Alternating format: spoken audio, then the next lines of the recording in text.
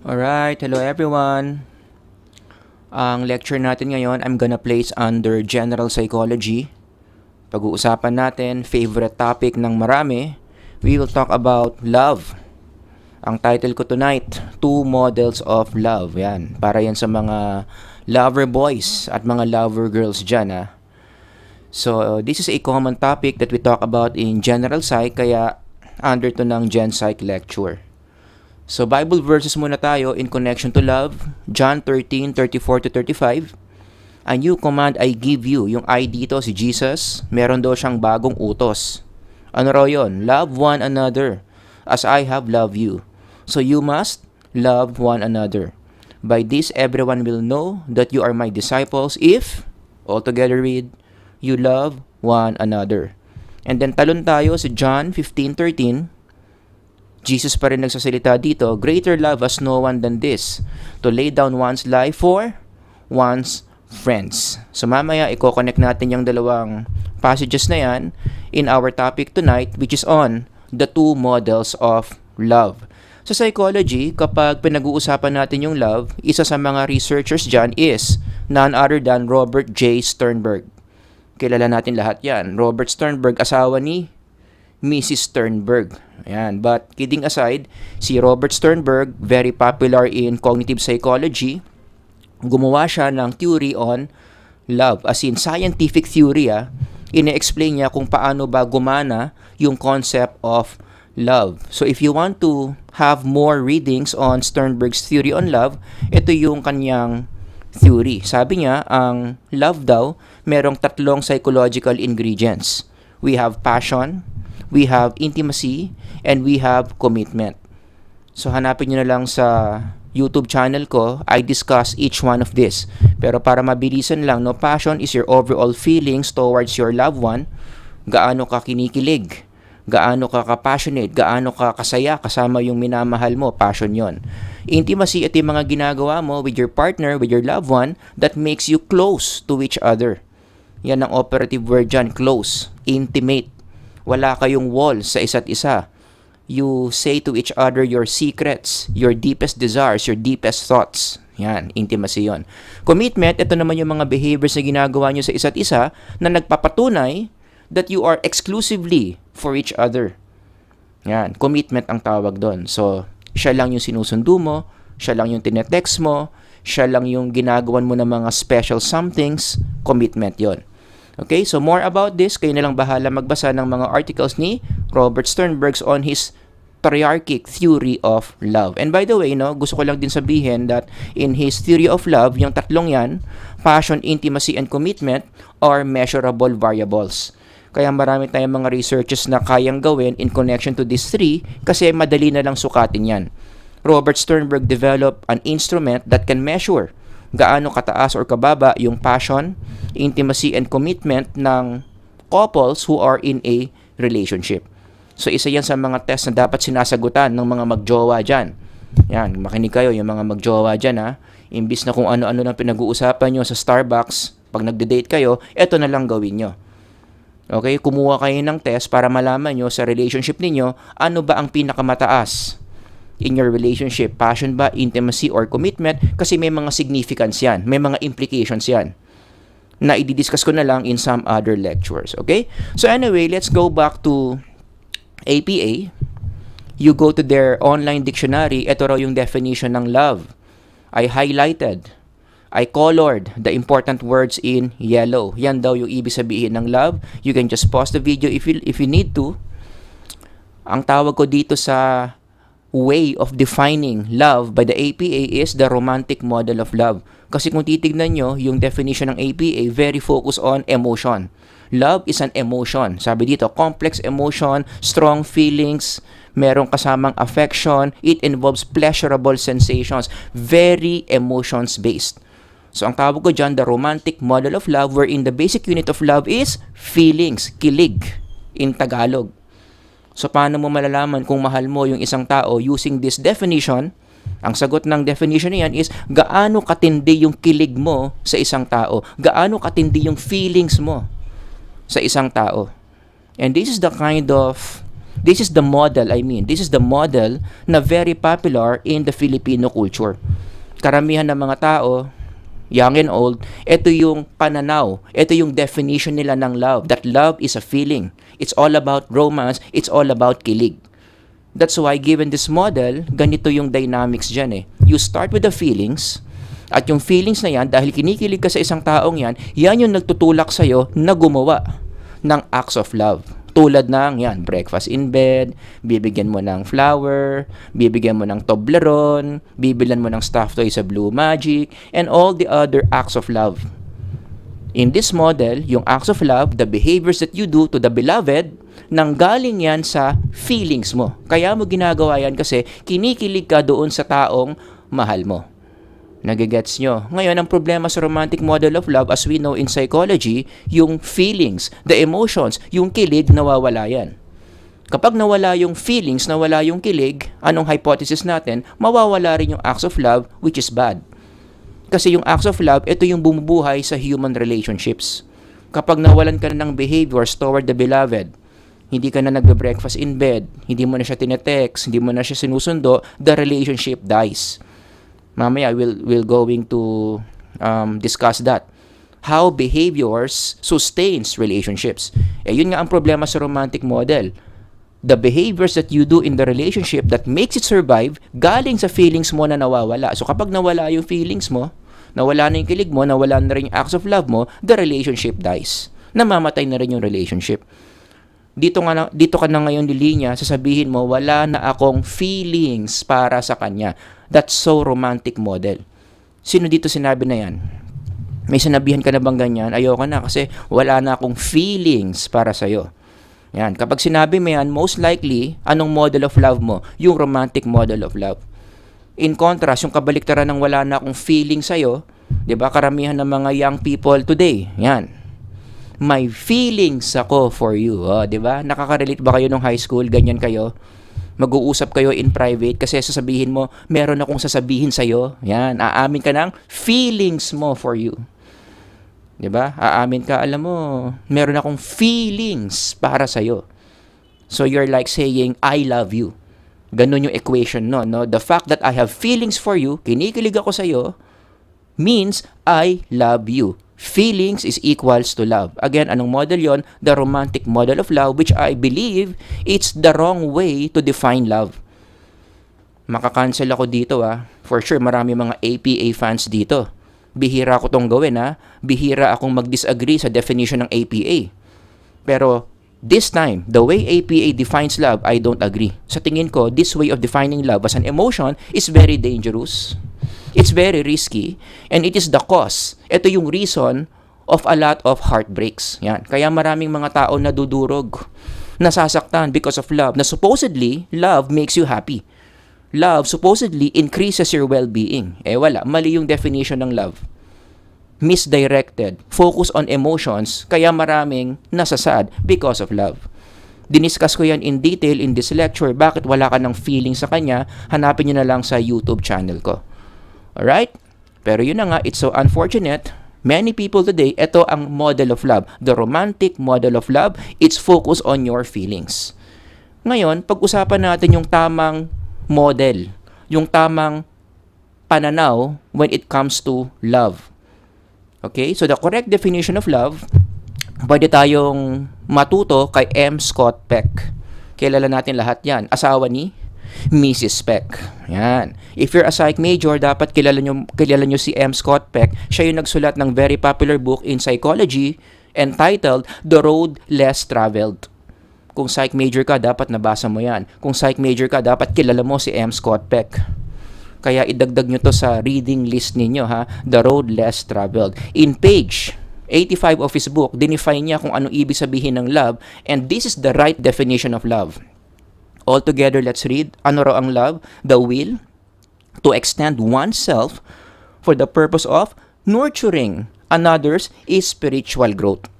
Medyo malalim, matindi yung depth nung definition niya, mas pababawin natin, paraphrase, love is a person's conscious choice to do actions for the benefit of the person you choose to love. Ibang-iba sa romantic model of love. Kaya ang tawag ko dito is the action model of love. Sa romantic model of love, ang focus is on feelings. Dito, ang focus is on the behavior, the actions that you do to the person that you love. So in this model, ganito ang dynamics dyan. Anong napansin nyo? Ibang-iba sa romantic model of love. You start with the acts of love. Meron ka ng ginagawang mga actions na may kinalaman sa love kahit wala kang nafe-feel doon sa tao. And in the process of doing these acts of love, pinagtitimplang mo siya ng kape, binibigyan mo siya ng breakfast in bed, hinahatid sundo mo siya, nakikinig ka sa mga problema niya, ginagawa mo yung thesis niya, yan, lahat yan, mga acts of love yan, doon pa lang manggagaling yung feeling in love. So the emotion in this model is the byproduct is nurtured by your behavior, the acts of love. 'Di ba? Kung ikukumpara mo yan doon sa kanina, the romantic model of love, anong napansin nyo baliktad? You start with the feelings, that feelings will push you to do the behaviors. Yan, parang ganyan. Yan yung romantic model. Aantayin mo munang kiligin ka, aantayin mo munang ma-feel good ka, bago mo siya gawa ng mga acts of love. Pero ibang-iba sa action model of love. Regardless of what you feel, whether you feel like it or not, you start with the acts of love. And then as you do these acts of love, doon pa lang lalabas yung feelings mo, yung emotions mo towards the beloved. Nagigets nyo? Ibang-iba yan sa romantic model of love. And this action model of love is the kind of love that the Bible promotes. Kung babasahin nyo yung Bible, which is a book that is all about love. After all, God is love. God is the author of love. Ang author ng Bible is also the author of love. So we can consider the Bible as God's love letter to us.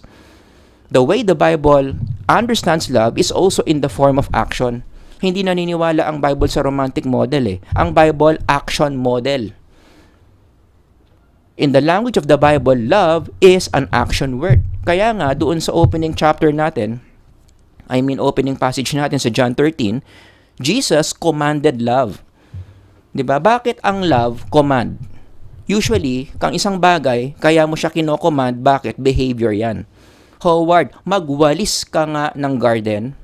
O, 'di ba yung pagwawalis ng garden, behavior 'yon.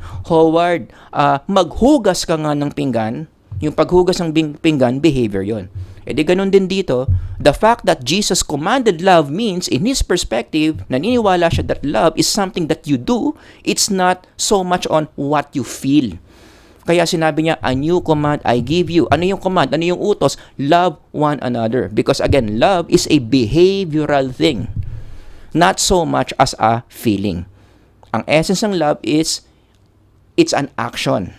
It's a series of actions that you do to the beloved. Kaya iniuutos ni Jesus yan. Diba? You cannot command emotions. No? Sabihin mo sa akin, Howard, mainis ka nga. Hindi naman ganun, di ba? Howard, maghugas ka ng pinggan. Yon, behavior. Got that? So when Jesus said, a new command I give you, love one another, it means, in Jesus' perspective, love is something that we do. And what is the basic unit of love? If love is something that we do, ano yung pinakamaliit na expression ng love? Nandiyan na sa slide. It's all about giving, which is an action. Ibang-iba sa romantic model of love. Ang basic unit ng romantic model of love is, altogether, kilig. Gaano kalakas yung feelings mo sa kanya determines how much you love that person. Sa romantic model. Pero sa action model of love, walang kinalaman yung feelings. Paano mo malalaman kung mahal mo yung tao? It has something to do with what you give to the person. That's the most basic unit of love. Give. That's why given this idea, pwede mo nang masagot yung mga questions na yan. Paano magmahal? Sagot. Magbigay ka.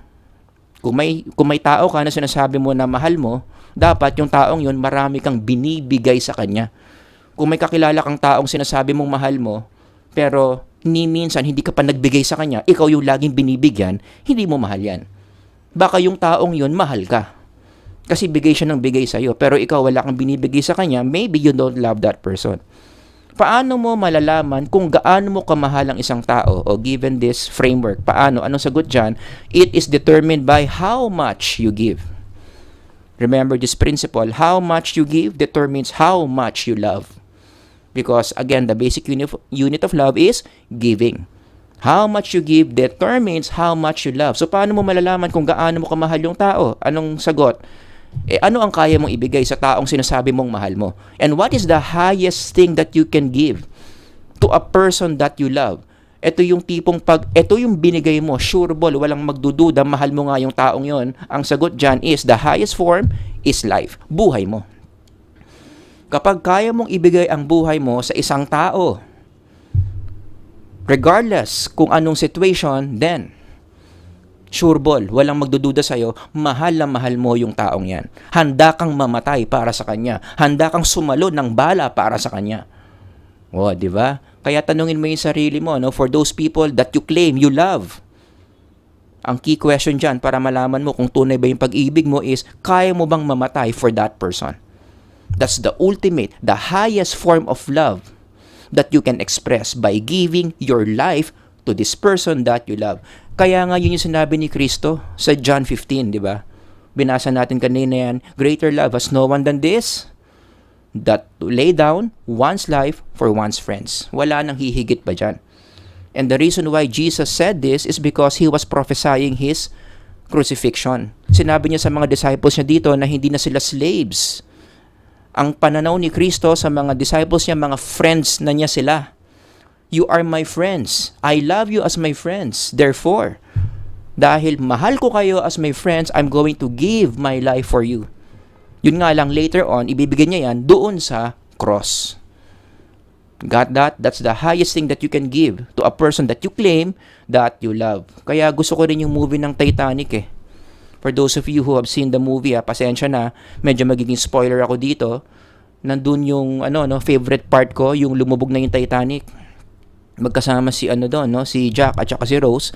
Nung lumubog na yung barko, nagpalutang-lutang si Jack and Rose doon sa malamig na tubig. Ang ikakamatay mo doon, hypothermia. Sobrang lamig. Buti na lang may nakikita silang piece of wood na ganyan. Ang problema, isa lang ang tao na pwedeng sumampa dyan. Una, trinay nila, dalawa sila, sumampa sila dyan. Ano nangyari? Lumubog. But because Jack loved Rose so much, handa siyang mamatay para kay Rose. Anong ginawa ni Jack? Si Rose na lang yung pinasampa niya dyan. Hindi na baling siya yung manginig sa lamig dyan. Hindi na baling siya yung mamatay sa lamig. Huwag lang yung mahal niya. Yeah, that's the ultimate expression of love. Handa si Jack na ibigay yung buhay niya para kay Rose. Although this movie is not a Christian movie, but I find Jack Dawson's behavior here as very Christ-like. Ganyan magmahal si Kristo. Binibigay niya yung buhay sa mga taong mahal niya. Diba? Let me read again. Greater love has no one than this, to lay down one's life for one's friends. Hindi na baling mamatay ako, wag lang ikaw, Rose. Walang duda. Si Jack, mahal niya talaga si Rose. Yan. Again, anong tawag dyan? This is the action model of love. Minimal ang role ng feelings in love. So ano yung mga applications nito ng action model of love, especially when it comes to marriage? And I really hope as I share these ideas, marami mga marriages ngayon ang magi-improve, mas lalakas. Kasi ina-apply yung action model of love. Number one, ang unang application dito is selflessness is the key to marriage. Many students are asking me, kailan ko malalaman na ready na ako magpakasal? Ang sagot ko dyan, dalawa. Una, syempre dapat legal age. Huwag kang magpakasal ng 8 years old ka pa lang. Yan, dapat at least legal age. Pangalawa, may kinalaman niya sa character mo. Ready ka na magpakasal kapag marunong ka nang maging selfless. That's a very important character in marriage. Dapat selfless ka. And the ultimate expression of selflessness is your ability to give acts of love to your husband or your wife. Hindi pwedeng papasok ka sa marriage na selfish ka. Kasi sa marriage, you are expected to give and to give. At mahirap mag-give kung selfish ka. Diba? Hindi sila tugma, Dapat selfless equals give. Hindi pwedeng selfish tapos give. Mahirap yun. You cannot give so much if you are selfish.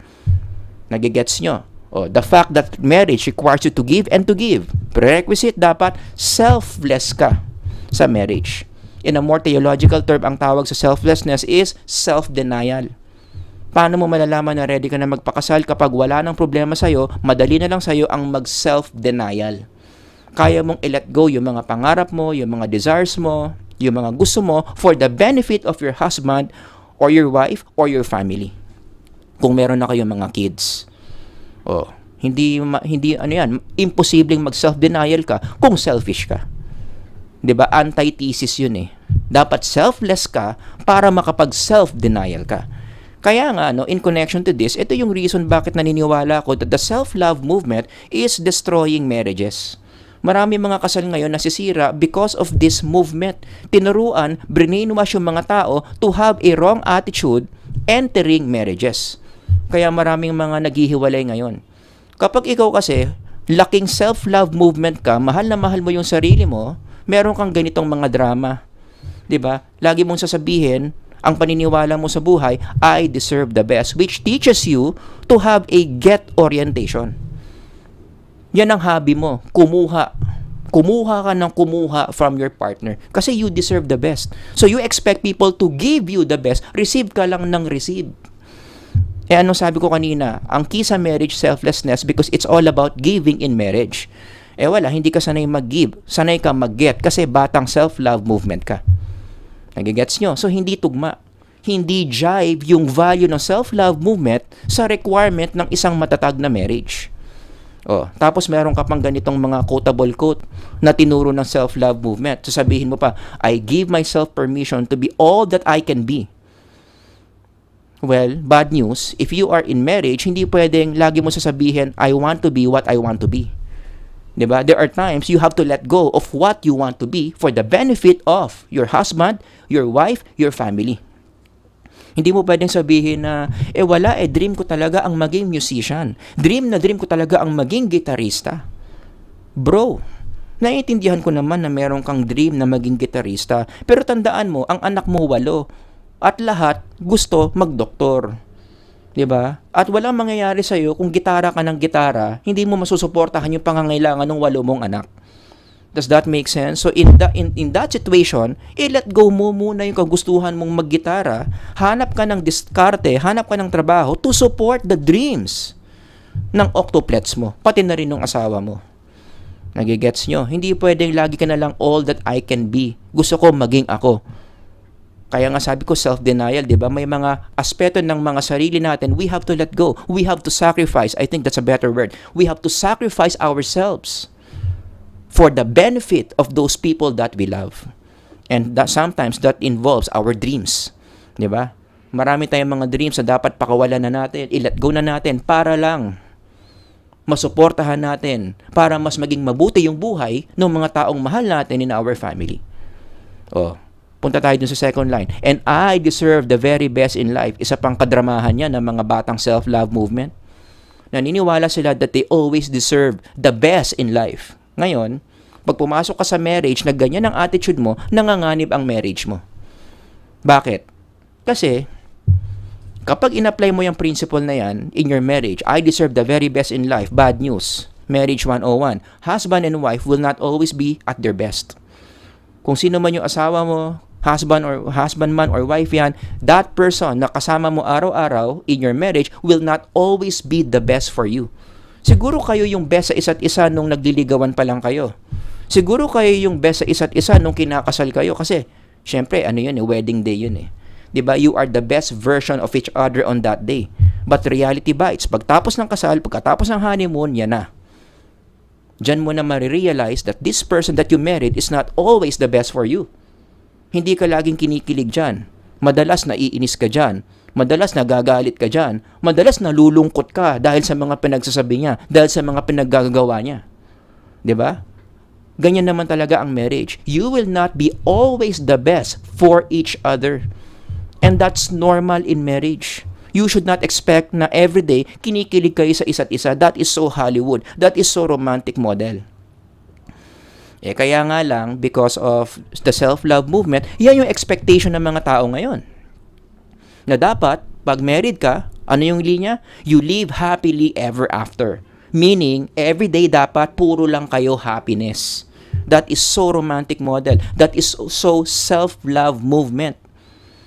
Paano masisira yung marriage given that? Halimbawa, nag-away kayo. Naiinis ka sa misis mo kasi may ginawa siyang hindi mo gusto. Bawa, makalat siya sa bahay. So, naiinis ka sa misis mo. At nung sinabihan mo siya, na-hurt siya, nagalit pa siya sa'yo, nainis ka na nagalit siya sa'yo. O, di ba? Puro negative emotions yon. So, during that time, yung specific na away na yan, your misis is not the best for you. Your misis does not make you feel happy. Your misis made you feel irritable. Your misis made you feel sad. Even angry. Puro negative emotions yun, di ba? O. Batang self-love movement ka. Ito yung logic mong palpak. I deserve to be happy. O, di ba? Yan yung tinuturo ng self-love movement. You always deserve to be happy. Ang problema, nag-away nga kayo ng misis mo. Your misis is not making you happy. So, ano ang logic mo? Ganito ang logic dyan. My wife makes me mad. My secretary makes me happy. Yan. Therefore, I leave my wife for my secretary. Sa self-love movement, this logic makes sense. But it destroys your marriage. Di nagkaroon na ng infidelity. Diba? Kasi batang self-love movement ka eh. Mahal na mahal mo sarili mo eh. Gusto mo lagi kang feel good eh. Pupunta ka sa mga taong nagpapa-feel good sa'yo. Yung misis mo, pinapa-feel bad ka. Secretary mo, feel good. Doon ka sa secretary mo. So ano ang ending? Sira ang marriage. Broken marriage, leading to broken family. And as you know, sa psychology, maraming mga studies that show the negative effects of children belonging to broken marriages or broken families. Kaya dumadami yung mga pinag-aaralan sa clinical psychology, sa ABPSych because of this. Diba? Ano ang punot dulo niyan? Mali kasi yung attitude mo nung pumasok ka sa marriage. Na-brainwash ka ng tinatawag na self-love movement. Kaya please lang, i-cancel niyo yung self-love movement philosophy before you get married. Dapat apply nyo yung biblical, which is about selflessness and self-denial. Number 2, another application here is actions are the lifeblood of marriages, not feelings. Remember, in the romantic model of marriage, ang lifeblood ng marriage, ang lifeblood ng relationship, yung feelings mo. Kinikilig ka pa ba sa akin? May feelings ka pa ba sa akin?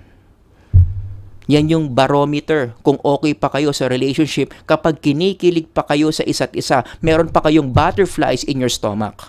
Pero in the action model of marriage, minimal ang role ng feelings. Lahat nakadepende sa actions. Kaya nga kapag yung couple kinakasal, meron tayong marriage vows. Ano yung vow? Ano yung pinaparamis mo sa marriage vow? Meron kang mga behaviors na gagawin sa mapapangasawa mo. For those of you not familiar, no? Ito yung mga gagawin mo sa mapapangasawa mo. To have and to hold. To love and to cherish. Diba? Mga behaviors yan eh. Have, hold, love, cherish. Tanong, tuwing kailan mo gagawin yung have, hold, love, cherish? Nakalagay dyan. Yan, no? Nakalagay. Better, worse, richer, poorer, sickness, health. In those situations, gagawin mo yung mga behaviors na yan. The thing is, madaling gawin yan kapag situations are good. Kasi when situations are good, positive feelings are strong. Diba? In love na in love kayo dyan, kinikilig kayo dyan, ang dali-daling gawin yan. Ang bilis mag-have, hold, love, cherish kapag better, kapag richer, kapag health. Pero ang hirap kapag, worse, poor, sick. Pero, anong dapat mong gawin? Kapag nandun ka na sa situation in your marriage na negative yung mga nangyayari, negative yung situations, nandoon ka sa worse, nandoon ka sa poor, nandoon ka sa sick, anong dapat mo gawin? Gagawin mo pa rin yung have, hold, love, and cherish. Sa romantic model, hindi ganon. You only do what you feel like doing. Yan. Kaya in love na in love ka sa asawa mo kapag better, kapag richer, kapag health. Pero pag pangit na yung nangyayari, worse, poor, sickness, bibitaw ka na kasi I don't feel like doing it. Broken marriages. Pero sa action model, regardless of what you feel, negative or positive man yan, gagawin mo yung have, hold, love, cherish. Even in the bad times, tuloy-tuloy pa rin yung acts of love. Kahit galit ka, kahit naiinis ka, kahit nadidepress ka sa partner mo, tuloy-tuloy pa rin yung acts of love. Meron pa rin breakfast in bed, meron pa rin kiss, meron pa rin hug, meron pa rin date, even if you don't feel like doing it. Kaya gustong-gusto ko tong picture na to perfect example. Kahit nag-away kayo, tuloy-tuloy pa rin yung acts of love mo sa kanya. Papayungan mo pa rin siya kasi alam mong mauulanan siya, magkakasakit siya kapag nabasa siya. So kahit galit ka, even if you don't feel like giving her the payong, you're still gonna give her the payong. O, di ba? Konyo pa ako. But you get the point. At ang isa pang advantage dyan, kapag ganito yung model of love mo, it gives you a certain sense of security. Don't you agree? Hindi ka kakaba-kaba na baka nag-away kayo, hala, hindi na siya kinikilig sa akin, baka maghanap ng iba, baka maghanap ng magpapasaya sa kanya. Hindi eh. Secured ka. Kasi alam mo na kahit nag-away kayo, hindi naman nakadepende sa feelings niya kung mahal ka niya or hindi. Nakadepende sa commitment niya sa'yo. Eh, asawa mo na yan. So, secure ka na kahit nag-aaway kayo, sure ball, mahal ka pa rin yan. Gagawan ka pa rin yan ng acts of love even if that person does not feel like doing it. Kaya gusto ko rin yung kanta ni paring TJ tsaka yung Maring Casey. Mga close ko yan eh.